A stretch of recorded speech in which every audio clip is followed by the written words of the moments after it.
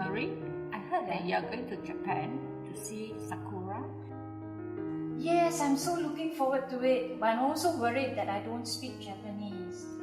You going free and easy? Yes, that's why I'm scared I can't communicate with the locals. Don't worry, you can use Google Translate. What's that? It's an app that translates instantly into another language. So you can use it to translate signs, menus, and even converse with the locals. Really? Is it difficult to use? No, it's very easy. Let me show you. First, download Google Translate from the Apple App Store or Google Play Store and install it. Then, open the app. Next, select the languages you want to translate from and to. Tap the download icon, followed by the download button, to obtain the languages you need. Thereafter, type in the text you wish to translate into the text field, or tap the microphone button to speak.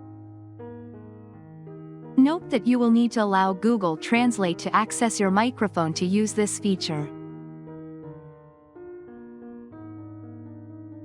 You can also tap the camera button for instant translation, by pointing it at the text.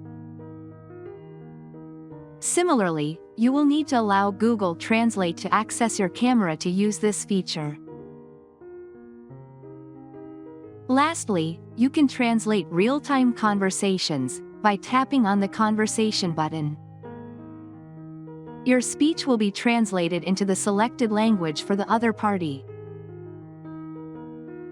The other party can then respond by tapping on the other microphone button, and their speech will be translated for you.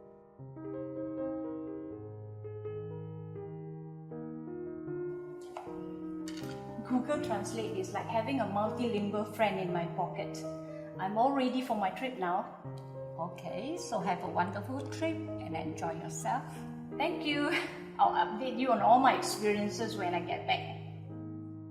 Thank you for watching. If you enjoy our content, remember to like, share and subscribe to our channel.